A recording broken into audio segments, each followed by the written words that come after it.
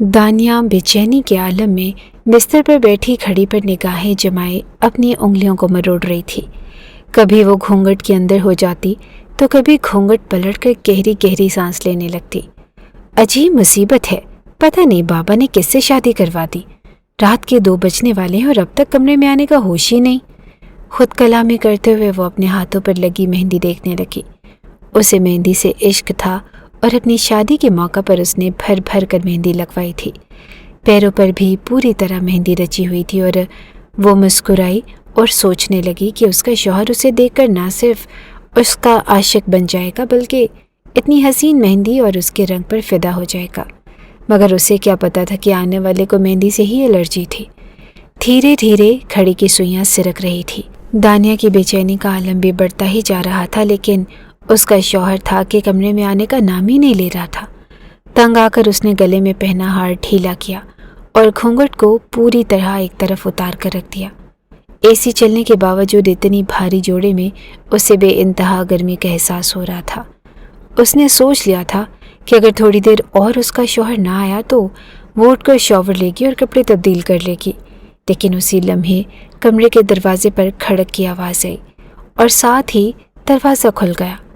اس نے جلدی سے دوپٹہ اٹھایا اور گھونگھٹ ڈال لیا۔ ویسے تو وہ شرمیلی ہرگز بھی نہ تھی، لیکن ابھی وقت اور موقع ایسا تھا کہ خود بخود شرم اور حیا کے پردوں میں ڈھکنے لگی۔ دل کی دھڑکنیں منتشر ہو رہی تھی۔ وہ نہیں جانتی تھی کہ آنے والے لمحوں میں کیا ہوگا۔ ایک ایسا شخص جس کا اسے صرف نام ہی معلوم تھا، اب اس کی زندگی کا مالک بن بیٹھا تھا، اور اپنے بابا کے سمجھانے پر اس نے یہ شادی کی تھی کیونکہ وہ بے انتہا بیمار تھے اور اپنی ذمہ داریوں سے سبکدوش ہونا چاہتے تھے۔ بس اسی لیے اس نے بنا لڑکے کو دیکھے ہی حامی بھر لی۔ اسے یقین تھا کہ اس کے بابا نے اس کے لیے ایک پرفیکٹ میچ ہی تلاش کیا ہوگا۔ قدموں کی آہٹ اس کے نزدیک بڑھ رہی تھی اور ساتھ ہی ساتھ دل کی دھڑکنیں اسے کانوں میں سنائی دینے لگی۔ زارون جو کمرے میں داخل ہوا، سامنے بیٹھے دلہن کو دیکھ کر ایک مدھم سے مسکراہٹ اس کے چہرے پر پھیل گئی۔ اپنی ماں کی مرضی پر اس نے بخوشی ان کی پسند کو قبول کیا تھا، لیکن جیسے ہی اس کی نظر مہندی سے رچے ہاتھوں پر پڑی تو اسے ایک عجیب قسم کی چڑ ہونے لگی۔ بڑی مشکل سے اس نے خود کو سنبھالا اور اس نے اپنی ماما کو خصوصاً ہدایت کی تھی کہ دلہن کو مہندی لگانے سے منع کریں، اور جہاں تک اسے معلوم تھا اس کی ماں نے ایسا کیا بھی تھا، لیکن پھر بھی دلہن کے ہاتھوں پر مہندی رچی ہوئی تھی۔ اس کے لیے سانس لینا بھی دو بھر ہو رہا تھا۔ پھولوں کی خوشبو سے کہیں زیادہ اسے مہندی کی خوشبو محسوس ہو رہی تھی۔ دھیرے دھیرے چلتا وہ اپنی دلہن کے قریب آیا۔ مہندی پر اس کا نام رچا ہوا تھا اور اپنا نام دیکھ کر ضابطہ اس کے لبوں پر مسکراہٹ آ گئی۔ ہاں، البتہ مہندی کی خوشبو اس کے لیے ناقابل برداشت ہوتی چلی گئی۔ مجھے مہندی کی خوشبو سے الرجی ہے، نہ چاہتے ہوئے بھی وہ بے ساختہ کہہ اٹھا تھا، کیونکہ اب اسے لگ رہا تھا کہ کسی بھی لمحے اسے الٹی آ جائے گی۔ اس کی آواز دانیہ کے کانوں میں پڑی تو وہ کچھ لمحے کے لیے چونک گئی۔ یہ آواز، یہ لہجہ بہت جانا پہچانا سا تھا، لیکن اس لہجے سے کہیں زیادہ تکلیف حسین لفظوں سے ہوئی تھی۔ وہ تو مہندی کی عاشقہ تھی اور سامنے والے کی طبیعت مہندی کی خوشبو سے ہی ناساز ہو رہی تھی۔ I am really sorry, please برا مت مانیے گا، لیکن ماما کو کہا تھا میں نے کہ آپ کو منع کرے مہندی لگوانے کے لیے۔ میرے لیے سانس لینا بھی مشکل ہو رہا ہے۔ چہرے پر رومال رکھتے زارون نے بڑی بیزاری سے بات پوری کی اور پھر جیب میں ہاتھ ڈال کر وہ مخملی ٹپیا نکال لایا جسے وہ کافی دیر سے سنبھال رہا تھا۔ دانیہ کی آنکھوں میں نمی کھلنے لگی تھی۔ یقیناً ساری زندگی کے لیے اسے اپنے اس شوق سے محروم ہو جانا تھا۔ اسے اپنے آپ پر غصہ آنے لگا کہ شادی سے پہلے اگر ایک بار لڑکے سے ملاقات کر لیتی تو کیا چلا جاتا، کم از کم اس کی پسند اور ناپسند کا علم تو دانیہ کو ہو ہی جاتا۔ مگر اب پچھتاوے کا کیا فائدہ جب چڑیا چگ گئی کھیت۔ اب تو شادی بھی ہو چکی تھی اور وہ دلہن بن کر بھی بیٹھی تھی۔ زارون کی نگاہیں چاروں طرف گھومتے ہوئے اس کے دوریا ہاتھوں پیروں سے ہوتی اس کی گردن پر جا ٹھہری۔ گھونگھٹ کے پار سے اس کی سراہی دار گردن نظر آ رہی تھی جس پر سرخ رنگ کا یاقوت جڑا سیٹ مزید غضب ڈھا رہا تھا۔ زارون کا دل اپنی دلہن کو دیکھنے کے لیے بے چین ہونے لگا۔ وہی دانیہ کے جذبات میں بھی عجیب سی ہلچل مچنے لگی۔ ہاتھوں پیروں کو اپنے آپ میں سمیٹتی وہ اس وقت بے تحاشا نروس ہو رہی تھی۔ حالانکہ وہ اپنے آپ میں ایک کانفیڈنٹ لڑکی تھی، لیکن یہ وقت ہی ایسا تھا کہ اس کے اندر جھجک اور حیا سمٹ آئی۔ زارون نے بنا کسی تاخیر کے مخملی ڈبیا کو کھولا، ڈائمنڈ رنگ دیکھتے ہوئے مسکرا دیا۔ इन खूबसूरत हाथों पर तो ये रिंग वाकई बहुत जचनी थी। ये सोचते हुए उसने दानिया की तरफ बढ़ाई रिंग, और दानिया ने हाथ बढ़ाकर तोहफा वसूल किया। और जैसे ही उसने रेडियंट शेप की वो डायमंड रिंग देखी, उसकी आंखें चमक उठी। उसे यही शेप बहुत पसंद थी और बहुत आहिस्तगी से उसने थैंक यू बोला। उसके इस थैंक यू पर ज़रून एक लम्हे के लिए ठटक आया। उस आवाज़ को वो पहले भी सुन चुका था, और यही सोचते हुए ज़रून ने घूंघट पलटा दिया, और अगला लम्हा उन दोनों पर कयामत ढा गया। तुम दोनों के मुंह से बेसाख्ता एक ही लफ्ज़ अदा हुआ। ज़रून झटका खाकर बिस्तर से उठ खड़ा हुआ, और वहीं दानिया ने घूंघट उतार कर एक तरफ फेंक दिया। आंखों में नफरत और हकारत के शोले बुलंद हो रहे थे, और ज़रून का हाल भी कुछ मुख्तलिफ न था। मुठियाँ भींचते वो नफरत से दानिया को देख रहा था, जो उसके नाम पर सजी सवरी बैठी थी। दानिया को तो ऐसा शौक लगा कि मज़ीद अल्फाज उसके हलक में ही दम तोड़ गए। जिस इंसान से उसने सबसे ज़्यादा नफरत की थी, वही उसका शौहर बन बैठा। उसे अपने आप पर यकीन ही नहीं आ रहा था कि ये कैसे मुमकिन है कि उसने ज़रून गाजी से निकाह कर लिया और उसे खबर भी ना हो सकी। तुमने जानते बूझते मुझसे शादी की है ना? दानिया ने बड़ी मुश्किल से अपना गुस्सा लफ्ज़ों में बयान किया। मेरा दिमाग ख़राब है जो तुम जैसी जंगली बिल्ली और काली चुड़ैल से शादी करूँगा। शक्ल देखी है आईने में। तुमसे नफ़रत ज़रूर करता हूँ, लेकिन इस नफ़रत ने अपनी ज़िंदगी को जलाकर राख नहीं कर सकता। यकीनन ये तुम्हारा किया धरा है। तुमने जानते बूझते मुझसे शादी की है ना? तुम्हें क्या लगा था कि बस बहुत आसानी से मेरी ज़िंदगी ख़राब कर दोगी? लेकिन याद रखना, मैं ज़रून गाजी हूँ। इतनी आसानी से तुम्हारे आगे झुकने वाला नहीं हूँ। ज़रून का लहजा भी आग उगल रहा था। ओह मिस्टर, दिमाग ठीक है तुम्हारा? तुम्हें क्या लगता है कि तुम इतने इम्पोर्टेंट हो मेरे लिए कि तुमसे मैं बदला लेने के लिए तुमसे शादी ही कर लूँगी? मेरे बाबा ने तुम्हें पसंद किया। काश कि मैंने शादी से पहले एक बार तुमसे मुलाकात कर ली होती, तो तुम्हारे मुंह पर दोबारा थूकना भी पसंद ना करती। वो भी बिस्तर से उठ खड़ी हुई, गले में पहना खूबसूरत नेकलेस उतार कर एक तरफ फेंक दिया, बालों के जूड़े को गुस्से से खींच कर खोला और ज़रून की आंखों में आंखें डालकर उसी के अंदाज में जवाब दे दिया।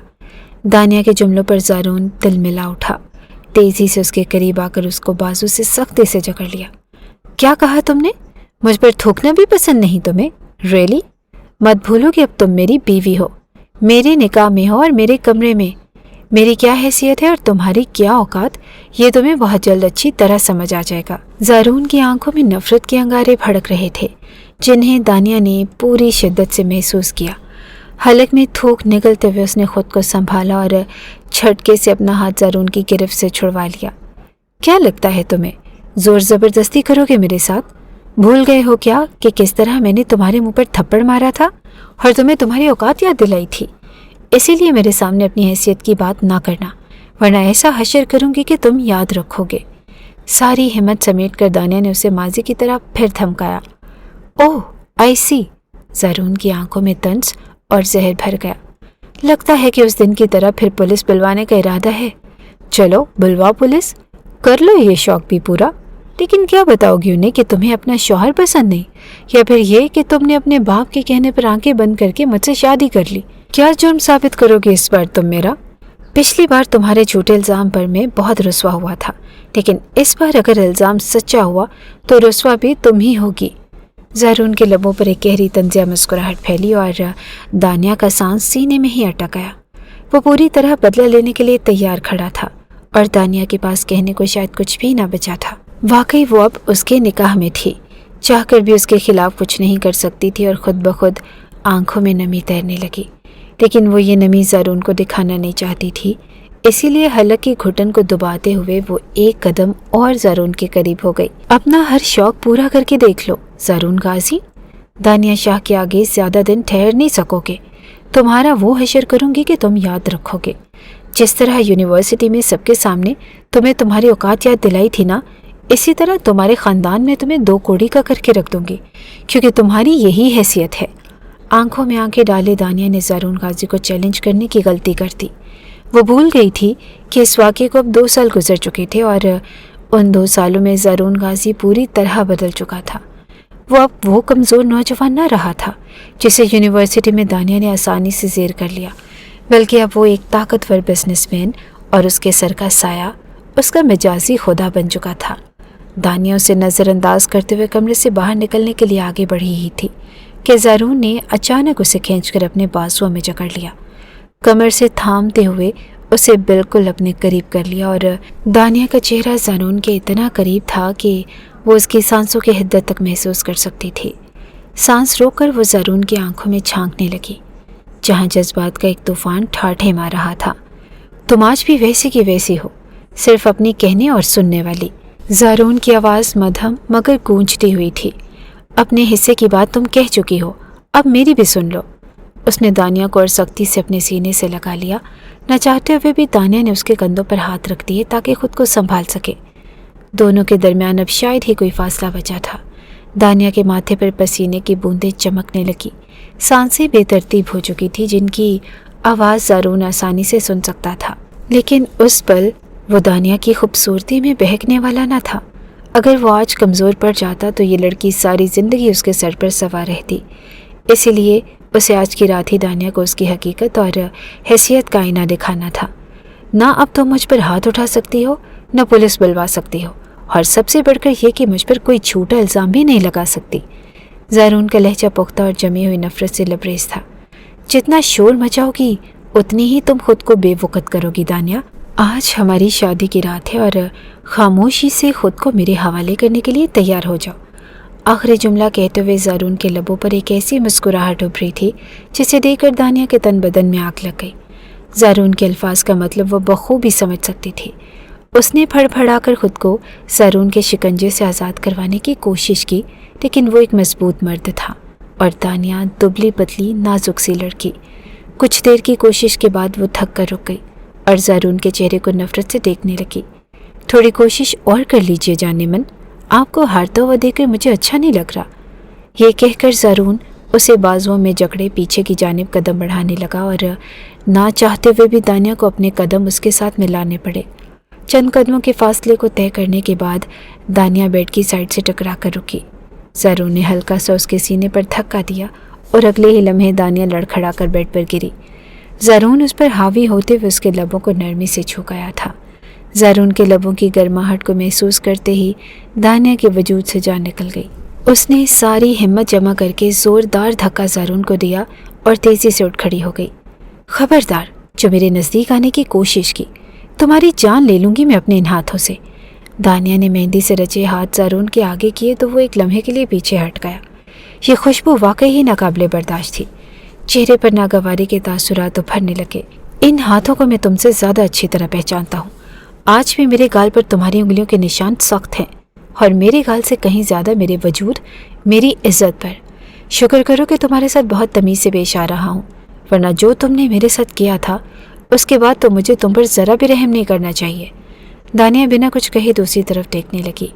अब कुछ भी कहने या सुनने का फ़ायदा न था। वो वाकई उसका मजाजी खुदा बन चुका था और यही बात दानिया को मुस्तकिल परेशान कर रही थी।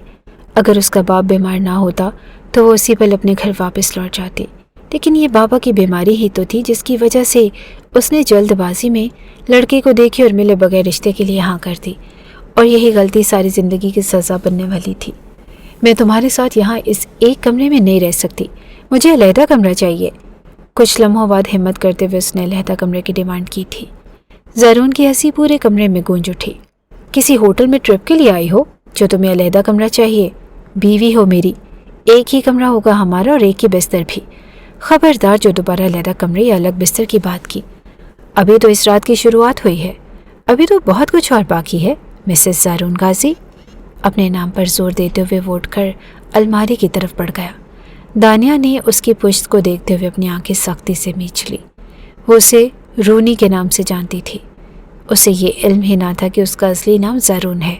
अगर उसे मालूम होता तो शायद रिश्ते के वक्त उसके जहन के किसी गोशे में माजी की कोई झलक लहरा जाती, लेकिन सारी यूनिवर्सिटी ही उसे रूनी कहकर पुकारा करती और वो उसी नाम से मशहूर था, ज़ारून गाजी। ये नाम तो उसने आज पहली बार रूनी के लिए सुना था। वही रूनी जिसके मुंह पर तमाचा मारकर उसने सारी यूनिवर्सिटी के सामने उसे जलील किया था। लेकिन ज़ारून गाजी और रूनी में ज़मीन आसमान का फ़र्क था। रूनी तो एक खामोश सहमा हुआ अंदर ही अंदर घुटता हुआ सा शख्स था, लेकिन ये ज़ारून गाजी उससे बिल्कुल मुख्तलिफ था। बाएतमाद, जहरीली आंखों से घूरता और जुमले चबोता हुआ मर्द। उन 2 सालों में किसी इंसान में इतनी बड़ी तब्दीली कैसे आ सकती है? वो जो कभी नज़र उठाकर बात ना कर पाता था, आज उसकी आंखों में आंखें डालकर धमकियां दे रहा था। दानिया वाकई ज़ारून के इस बदले हुए अंदाज पर शशतर रह गई। चंद लम्हों बाद ज़ारून पलटकर उसके करीब आया और एक पैकेट उसके सामने बढ़ा दिया। ये एक ख़ास तोहफ़ा है जो मैंने उस रात के लिए ख़रीदा था। उस वक्त नहीं जानता था कि मेरी बीवी दानिया शाह होगी, वरना शायद इससे भी ज़्यादा खूबसूरत तोहफ़ा लेता, लेकिन ये भी तुम्हारी खूबसूरती को चार चांद लगाने के लिए काफ़ी होगा। ज़ारून के लहजे में अब भी तल्खी और तंज नुमाया थे। दानिया ने हाथ आगे न बढ़ाया तो ज़ारून ने उसका हाथ खींचकर ज़बरदस्ती वो पैकेट थमा दिया। दानिया गुस्से से उसे घूरने लगी। क्या इरादा है? सारी रात यहीं खड़े खड़े गुजारोगी क्या? रात के 3 बजने वाले हैं, शाबाश, खोलो ये पैकेट। ज़ारून ने ज़बरदस्ती उससे पैकेट खुलवाया और पैकेट खोलने के बाद दानिया शर्म से पानी पानी हो गई। वो एक सुर्ख रंग की मुख्तसर नाइटी थी, बेहद नामुकम्मल और बेहिजाबी की हदों को छूती हुई। शर्म से चूर होते हुए बड़ी मुश्किल से दानिया ने ज़ारून के चेहरे पर नज़र डाली, जो बड़ी बेबाकी से उसे देख रहा था। तुम्हें क्या लगता है ज़ारून गाजी, मैं ये नाइटी तुम्हारे लिए पहनूंगी? दानिया का लहजा जहर में बुझा हुआ था। न मैं उस शादी को मानती हूँ और न ही तुम्हें अपना शौहर। ये कहकर दानिया ने नाइटी उठाकर ज़मीन पर दे मारी और गुस्से से पैर पर टखती वॉशरूम की तरफ बढ़ गई। ज़ारून खामोशी से उसे जाता देखता रहा। दानिया के जहर आलूद अंदाज ने उसके अंदर जैसे आग भड़का दी हो, मगर उसने चेहरे पर उभरने वाली मुस्कुराहट को दबने न दिया। नहीं, आज वो दानिया के सामने झुकने वाला न था। वो अब वो ज़ारून न था जो 2 साल पहले एक थप्पड़ खाकर यूनिवर्सिटी छोड़ बैठा था। आज दानिया शाह उसकी ज़िंदगी, उसकी दस्तरस में थी और वो ज़ारून गाजी उसका हाकिम। कितनी ही देर तक दानिया शॉवर के नीचे खड़ी पानी बहाती रही। आंखों से आंसू भी साथ साथ बह रहे थे। बाबा की तबीयत का मामला ना होता तो वो इसी वक्त वापस लौट जाती, लेकिन हार्ट अटैक के बाद मुजम्मिल शाह न सिर्फ बेहद कमज़ोर हो गए थे, बल्कि डॉक्टर्स ने ख़ास तौर पर ताकीद की थी कि उन्हें किसी किस्म का जहनी दबाव न दिया जाए। ऐसे में वो किस तरह अपने बाबा को बताती कि ज़ारून गाजी कौन था? आधे घंटे तक वो यूं ही बेमकसद शॉवर के नीचे खड़ी रही, अपने अंदर सुलगती हुई आग को पानी से बुझाने की नाकाम कोशिश करती रही। ये तो तय था कि वो खुद को ज़ारून गाजी के हवाले नहीं कर सकती थी। उसने खुद से अहद किया था कि कुछ भी हो जाए वो ना तो उसे कोई हक देगी और ना ही अपनी ज़ात पर उसकी मलकियत तस्लीम करेगी। अपने आंसू पूंछते हुए उसने शॉवर बंद किया और अगले ही लम्हे जैसे उसके कदमों तले ज़मीन निकल गई, जब उसे याद आया कि वो बगैर कपड़ों के ही वॉशरूम में आ गई थी। बेबसी के आलम में उसने मुट्ठियाँ भींच ली और दीवार से टेक लगाकर खड़ी हो गई। शादी का भारी शरारा सामने टंगा हुआ था, लेकिन वो उसे दोबारा पहनकर बाहर नहीं जा सकती थी। अपने आप पर गुस्सा आने लगा कि आखिर वो इतनी लापरवाही से कैसे अंदर आ गई। कुछ देर सोचने के बाद उसने एक साइड पर रखे बाथ टॉवल को अच्छी तरह अपने गिर्द लपेटा और आहिस्तगी से वॉशरूम का दरवाज़ा खोला। कमरे में झांका, ज़ारून कहीं पर भी नजर न आया तो दिल को कुछ सुकून मिला। दबे कदमों वो बाहर निकली। अब सिर्फ अलमारी तक पहुंचकर अपना जोड़ा निकालना था और फौरन वॉशरूम में जाना था और कमरे की लाइट मद्धम हो चुकी थी। शायद ज़ारून कमरे से बाहर जा चुका था और जाते जाते बड़ी लाइट बंद कर गया था। दिल ने तसल्ली दी और वो तेज़ी से अलमारी तक पहुंच गई। कबर्ड खोला और अपने लिए हल्के गुलाबी रंग का जोड़ा निकाल लिया। आहिस्तगी से अलमारी बंद करते हुए वो पलटी ही थी कि उसका सांस सीने में ही अटक आया। दुश्मन जहाँ ज़ारून गाजी बिल्कुल उसके करीब खड़ा उसे गहरी नज़रों से देख रहा था। वो कब आया, कहाँ से आया, दानिया को कुछ खबर ना हुई। मैंने तो आपको नाइटी की पेशकश की थी, लेकिन आप तो बाथ टॉवल में ही आ गई। ऐसे भी बहुत हसीन लग रही हैं, ज़ारून ने अपने लफ्ज़ों पर जोर देते हुए कहा और फिर उसके हाथ से वो गुलाबी जोड़ा छीन कर एक तरफ फेंक दिया। मुझे नहीं लगता कि आज की रात उसकी भी कोई ज़रूरत है, उसने सर्द लहजे में कहा और अगले ही लम्हे दानिया को अपनी बाहों में उठा लिया। दानिया इस अचानक हरकत के लिए बिल्कुल भी तैयार न थी, इसीलिए बेखबरी में उसके बाजुओं में झूल गई। छोड़ो मुझे, पागल हो गए हो क्या? वो बेइख्तियार चिल्ला उठी। ज़ारून के चेहरे पर हनूस वही तल्ख मुस्कुराहट थी। पागल तो हूँ, तुमने ही तो सबके सामने कहा था कि मैं नफसियाती मरीज़ हूँ। याद है वो दिन जब पूरी यूनिवर्सिटी के सामने तुमने मेरा गिरेबान पकड़कर मुझे जहनी मरीज़ करार दिया था। उसके लहजे में एक अजीब सी टूट फूट थी। फिर मुझसे कैसे किसी अक्लमंदी की तवक्को रख सकती हो? कहते हुए वो बेड की जाने बढ़ा और दानिया को बिस्तर पर डाल दिया। दानिया के हाथ चादर के साथ पिन करते वो उसके चेहरे पर झुकने लगा। दानिया ने घबरा कर आंखें बंद कर ली। माजी के चंद लम्हे तेज़ी से उसकी याददाश्तों में गर्दिश करने लगे। वो एक बहुत खूबसूरत दिन था। आसमान पर बादल ही बादल थे और किसी भी वक्त बारिश मुतवक्को थी। ऐसे में वो किसी भी तरह यूनिवर्सिटी की छुट्टी नहीं किया करती थी कि बारिश का असल मज़ा यूनिवर्सिटी के गार्डन में दोस्तों के साथ ही आया करता था।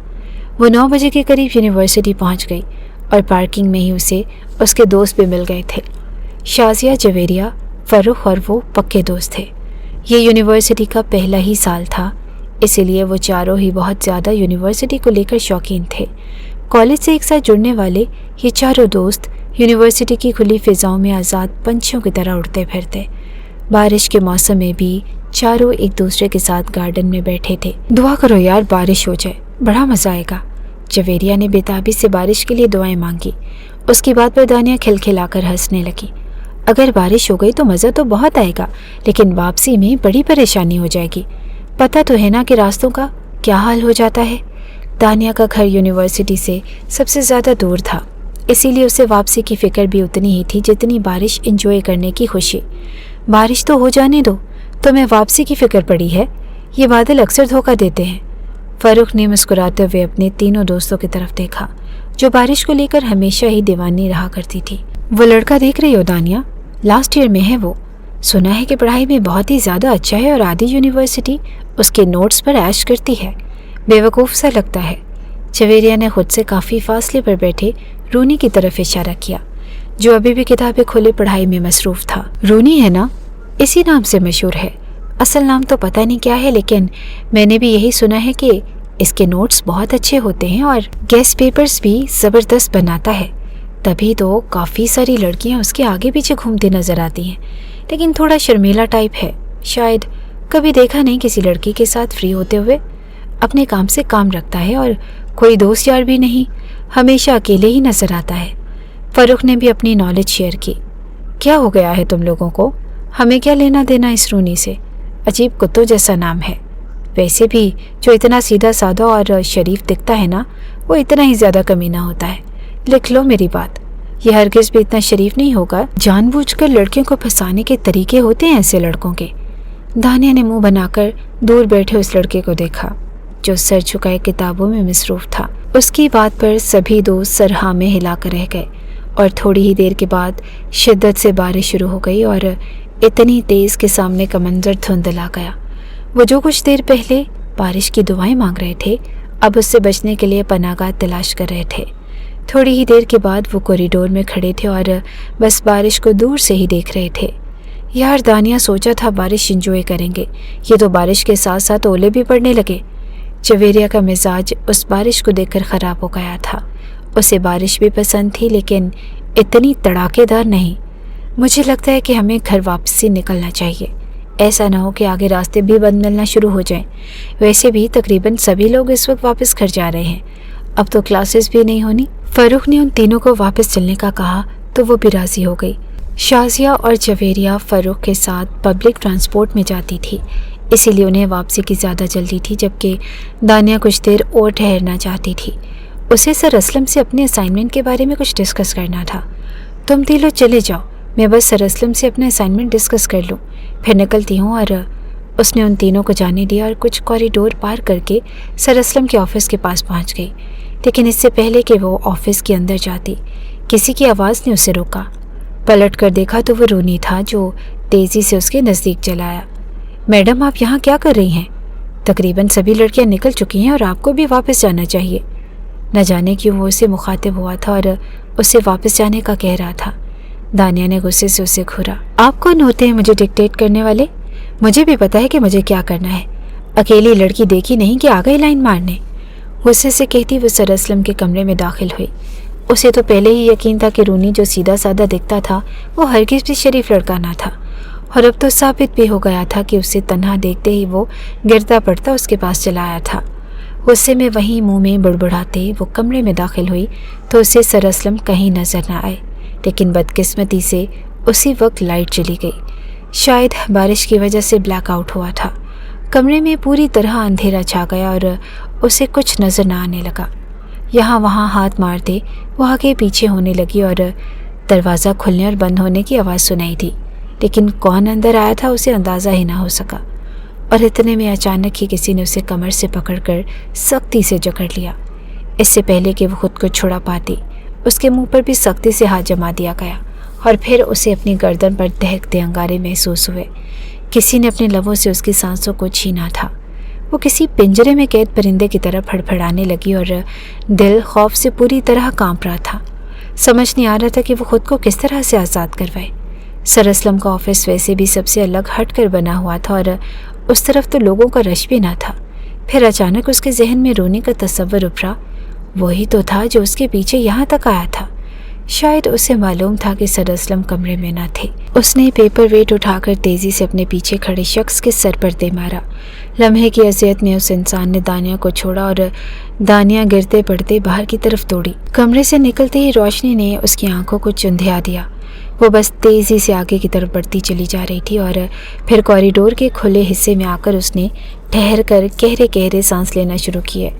समझ नहीं आ रहा था कि ये क्या हुआ था। वो खौफज़दा नज़रों से यहाँ वहाँ देख रही थी।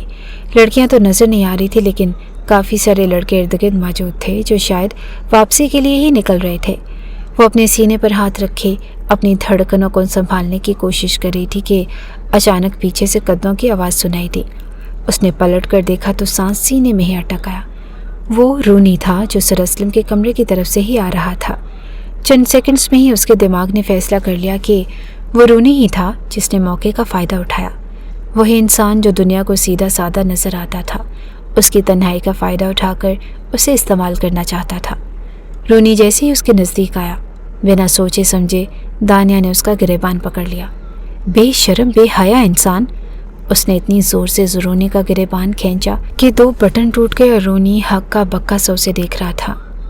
क्या हो गया है मैडम आपको? ज़्यादा मासूम बनने की ज़रूरत नहीं।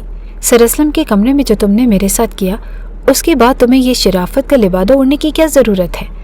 उसके गिरेबान को नोचते दानिया ने एक जोरदार थप्पड़ उसके मुंह पर दे मारा। इर्द गिर्द मौजूद स्टूडेंट्स उसकी आवाज़ पर पहले ही जमा हो चुके थे और अब उस थप्पड़ के बाद तो रश में और इजाफा हो गया। लेकिन दानिया रुकी ना। उसने एक और तमाचा रूनी के मुंह पर दे मारा और इस बार ये तमाचा देखने के लिए वहाँ काफ़ी लोग मौजूद थे। रूनी ने बड़ी तेज़ी से अपना गिरेबान दानिया से आज़ाद करवाया। क्या मसला है आपके साथ? आप औरत हैं इसीलिए मैं एहतराम कर रहा हूँ, लेकिन इसका मतलब ये नहीं कि आप मुझ पर हाथ उठाएं। गुस्से और नफरत से कहता वो यकदम पीछे हुआ तो दानिया ने उसके चेहरे पर थूक दिया। अपना ये शराफत का ढोंग अपने पास रखो और आप सभी अच्छी तरह सुन ले। ये जो इतना शरीफ नज़र आता है ना, ये इंतहाई बेगैरत और बेज़मीर मर्द है। इसने मौके का फ़ायदा उठाकर मेरी इज्जत पर हाथ डालने की कोशिश की है। दानिया के अल्फाज पर वहाँ मौजूद सभी लोगों के मुंह हैरत से खुले के खुले रह गए, जबकि कुछ ऐसा ही हाल रूनी का भी था। दिमाग ख़राब हो गया है आपका? किस किस्म की फजूल बातें कर रही हैं? मैंने तो कहा था कि आपसे मौसम ठीक नहीं है और आप अपने घर जाएं। रूनी खुद को बचाने की कोशिश करने लगा।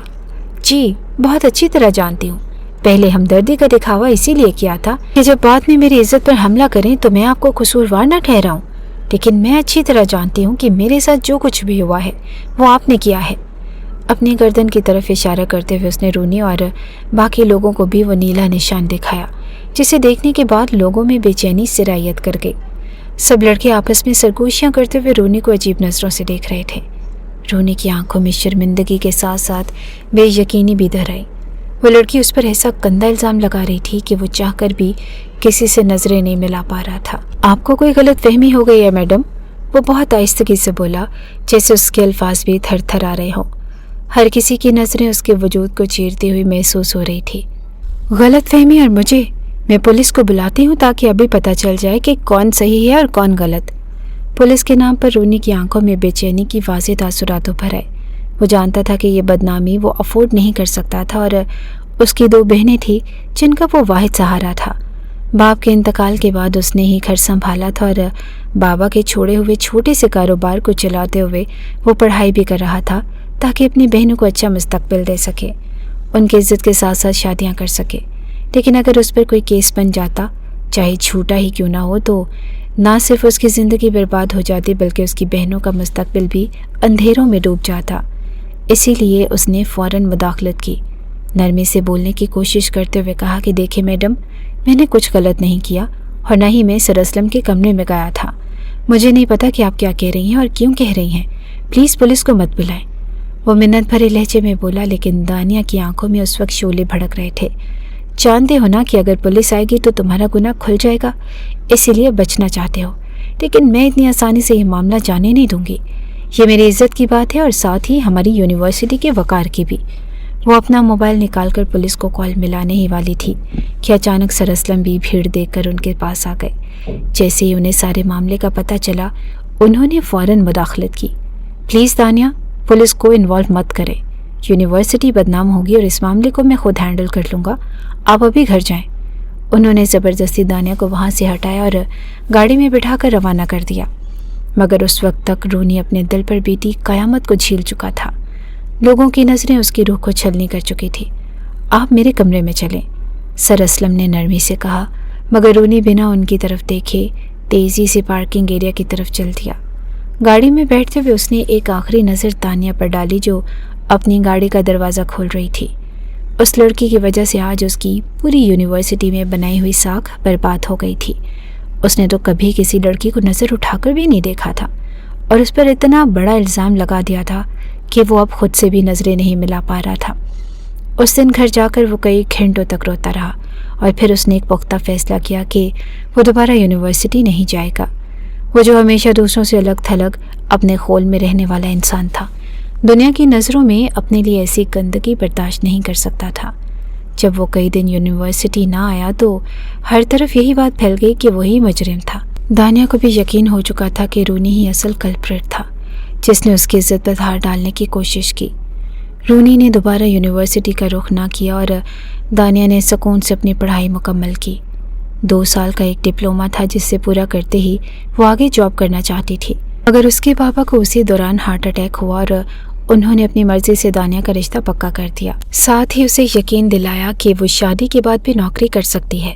اس کے سسرال والوں کو کوئی اعتراض نہ ہوگا اور اسی ایک شرط پر اس نے اپنے بابا کے کہنے پر شادی کر لی۔ اسے کیا خبر تھی کہ جس پر اس نے اپنی عزت کو لوٹنے کا الزام لگایا تھا وہ خود کو اسی کے حوالے کر رہی ہے۔ ہاتھوں پر پڑتے ہوئے دباؤ نے دانیہ کو ہوش کی دنیا میں لاپٹ کھا تھا اور رونی نہ صرف اس کے بے انتہا قریب تھا بلکہ اپنے لبوں سے اس کی نرمی کو سمیٹ رہا تھا۔ دانیہ ایک بار پھر بے چین ہو کر پھڑ پھڑانے لگی۔ میں نے اس دن بھی تمہیں ٹھیک سمجھا تھا اور آج بھی وہی سمجھتی ہوں، اور تم ایک وحشی درندے ہو اور کچھ بھی نہیں۔ تب بھی تم نے میری تنہائی کا فائدہ اٹھایا اور آج بھی میری کمزوری کا فائدہ اٹھا رہے ہو۔ دبے دبے لہجے میں گراتے ہوئے دانیہ نے رونی پر اپنے لفظوں سے حملہ کیا تھا۔ ماضی کا ذکر سنتے ہی وہ تڑپ کر پیچھے ہٹا اور اسے چھوڑتے ہوئے اس نے کافی فاصلہ بنا لیا تھا۔ خبردار جو مجھ پر دوبارہ غلط الزام لگانے کی کوشش کی۔ نہ اس دن میں نے تمہارے ساتھ کچھ غلط کیا اور نہ ہی آج کچھ غلط کرنا چاہتا ہوں۔ وہ میں نہیں تھا اور میں نہیں جانتا کہ وہ کون تھا، لیکن تم نے مجھ پر جھوٹا اور سنگین الزام لگایا جس کی وجہ سے میری پڑھائی چھوٹ گئی۔ اس بات کا مجھے ساری زندگی افسوس رہے گا، لیکن رہی بات میرے وحشی ہونے کی تو جان لو کہ میں کوئی وحشی درندہ نہیں ہوں۔ میں ایک عام انسان ہوں اور ایک شریف النفس مرد جو عورت کو ہوس کی نہیں بلکہ عزت اور احترام کی نگاہ سے دیکھتا ہے۔ غصے سے کہتے ہوئے زرون کمرے سے باہر نکل گیا اور جاتے جاتے دروازہ زور سے بند کر گیا۔ اس کے جاتے ہی دانیہ نے گہرے گہرے سانس لیے اور اٹھ کر بیٹھ گئی۔ سائڈ ٹیبل پر رکھا پانی اٹھا کر گھونٹ گھونٹ کر کے حلق سے اتارا اور خود کو سنبھالنے کی کوشش کرنے لگی۔ وہ کسی طور پر یہ ماننے کو تیار نہ تھی کہ یونیورسٹی میں اس پر حملہ کرنے والا شخص زرون نہ تھا، کیونکہ اس وقت وہاں اور کوئی بھی موجود نہ تھا۔ تو پھر بھلا وہ اور کون ہو سکتا تھا؟ اسے پختہ یقین تھا کہ زرون ہی وہ شخص تھا اور اب وہ اسے بے وقوف بنانے کی کوشش کر رہا ہے۔ اسی روز کے بھنور میں ڈوبتی ابھرتی وہ کب نیند کی وادی میں چلی گئی اسے خبر ہی نہ ہوئی۔ دوسری طرف زرون ساری رات یوں ہی گارڈن میں ٹہلتا رہا اور اس کے دل میں ایک سلگتا ہوا انگارہ جل رہا تھا۔ وہ جانتا تھا کہ دانیہ اسے قصوروار سمجھتی ہے، لیکن وہ اسے کیسے بتاتا کہ وہ تو صرف اسے اس کمرے میں جانے سے روکنا چاہتا تھا۔ کچھ ایسا ضرور تھا جو اسے محسوس ہوتا تھا، لیکن یقین نہیں تھا۔ اس نے پہلے بھی کچھ لڑکیوں کو اس کمرے سے بدحواس ہو کر نکلتے دیکھا تھا اور ان کے پیچھے کچھ ہی دیر بعد سر اسلم کو بھی کمرے سے نکلتے دیکھا تھا، مگر وہ یہ نہیں جانتا تھا کہ ان لڑکیوں کی بدحواسی کی اصل وجہ کیا تھی۔ اسی لیے اس دن جب بارش ہو رہی تھی وہ دانیہ کو اس کمرے میں جانے سے روکنا چاہتا تھا، لیکن یہی اس کی سب سے بڑی غلطی بن گئی کہ اس نے دانیہ کے ساتھ ہمدردی کی۔ वो बगैर मुकम्मल सच जाने सर असलम पर इल्ज़ाम नहीं लगाना चाहता था, मगर दिल के किसी न किसी कोने में उसे यकीन था कि सर असलम की नीयत में ज़रूर खोट है। हर गुज़रते पल के साथ ज़रून का दम घुटने लगा। वो यूं ही फजर तक यहाँ वहाँ टहलता रहा और फिर लाइब्रेरी में जाकर सो गया। उसकी दोनों बहनें, जिनकी कुछ महीनों पहले ही उसने एक साथ शादी की थी, उसकी शादी पर रहने के लिए आई थी और वो उनकी निगाहों का मरकज़ नहीं बनना चाहता था। इसीलिए उसने खामोशी से ख़ुद को लाइब्रेरी में बंद कर लिया और फिर सुबह सबके उठने से पहले ही वो घर से बाहर निकल गया। सुबह के 10 बजने के करीब तानिया की आंख खुली तो वो कमरे में तन्हा ही थी। उसने उठकर एक नज़र सारे कमरे पर डाली और फिर फ्रेश होकर निकली। खुद को हल्का फुल्का तैयार किया। इतने में उसकी दोनों नंदें कमरे का दरवाज़ा नॉक करती अंदर चली गई। सादिया और सिद्रा दोनों ही बहुत प्यारी और सादा सी लड़कियां थीं, जो अपनी भाभी के आने पर बेइंतहा खुश थीं। भाभी, भाई कहाँ हैं?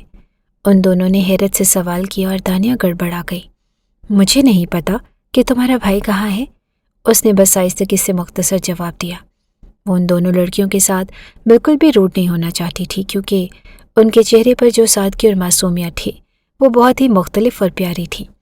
भाभी, आपको पता है कि हमारे भाई बहुत अच्छे हैं। बाबा के जाने के बाद उन्होंने ना सिर्फ हम दोनों को पढ़ाया, बल्कि हम दोनों को एक साथ ही रुखसत भी किया। हम दोनों एक ही घर में शादी होकर गई हैं। देवरानी और जेठानी का रिश्ता है हमारा।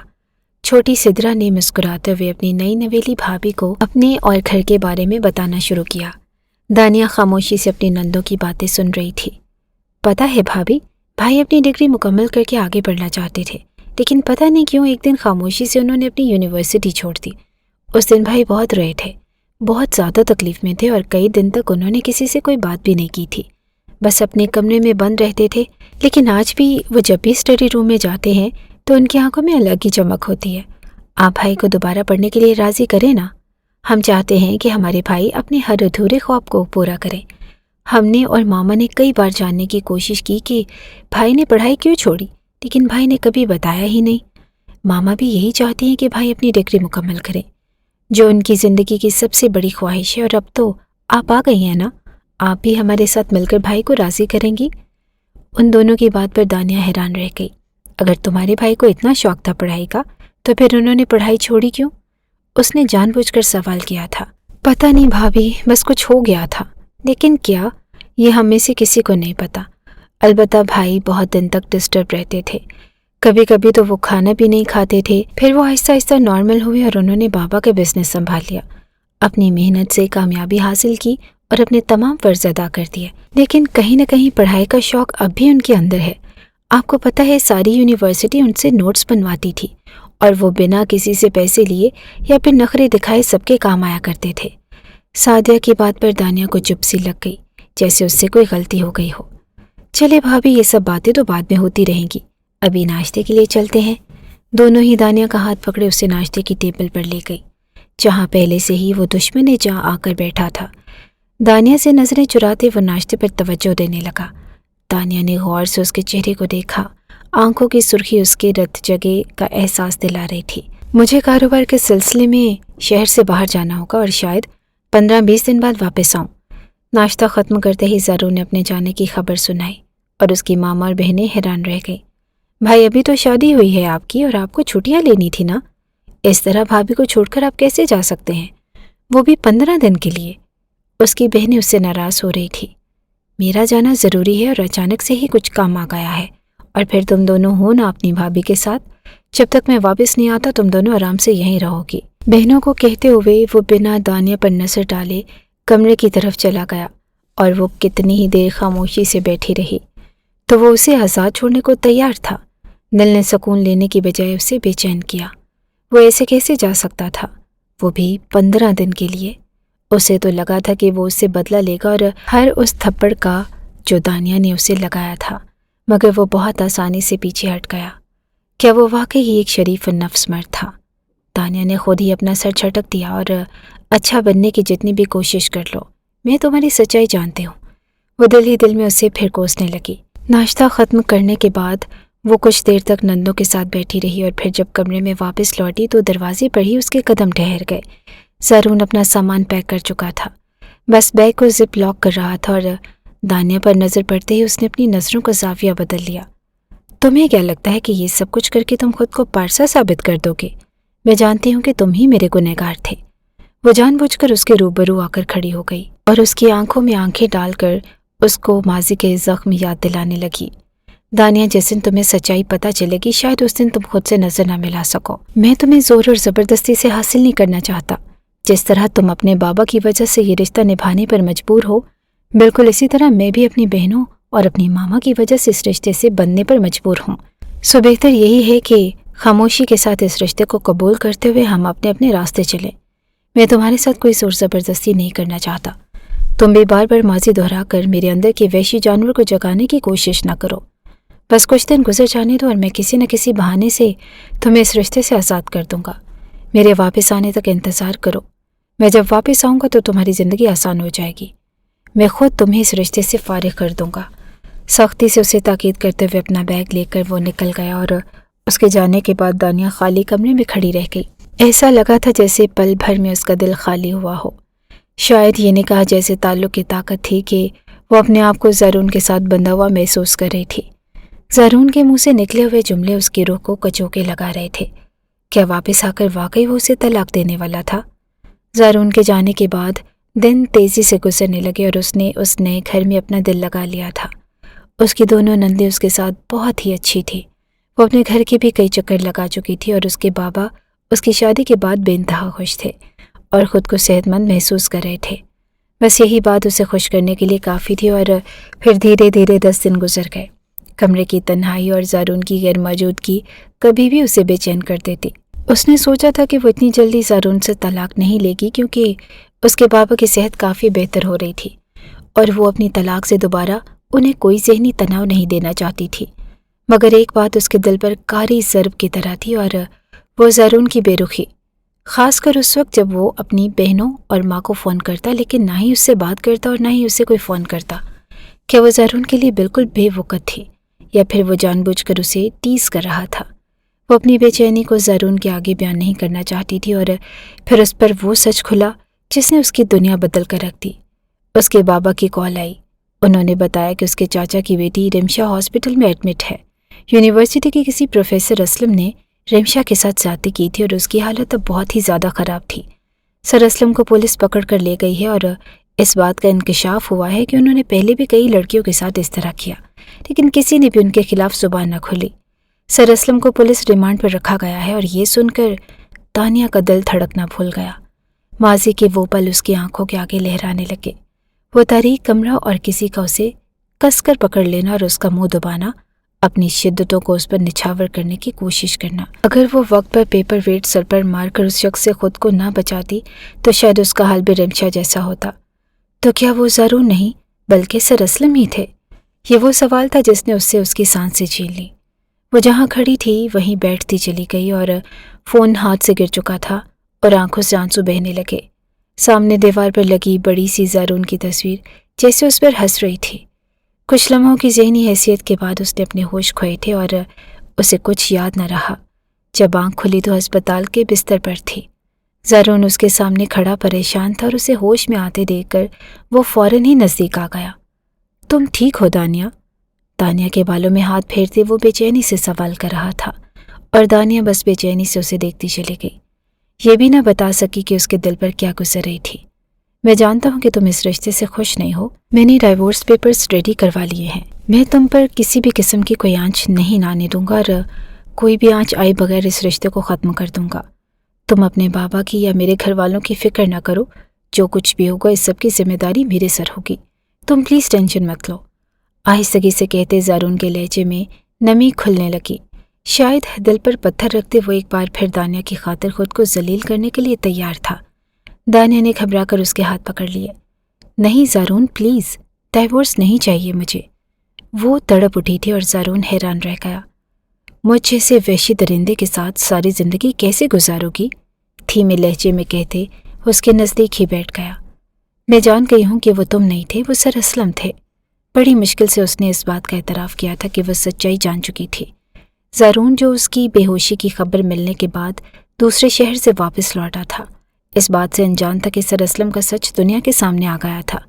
وہ بس حیرت اور پریشانی سے دانیہ کو دیکھ رہا تھا۔ سر اسلم اریسٹ ہو گئے ہیں، जो कुछ उन्होंने किया वो सब कुछ अब दुनिया को पता चल चुका है। मैं ही बेवकूफ़ थी जो समझ ना सकी, और तुम तो मुझे उस दिन उनके कमरे में जाने से भी रोकना चाहते थे। मैंने तुम्हें ही कसूरवार ठहरा दिया। मुझे माफ़ कर दो प्लीज़।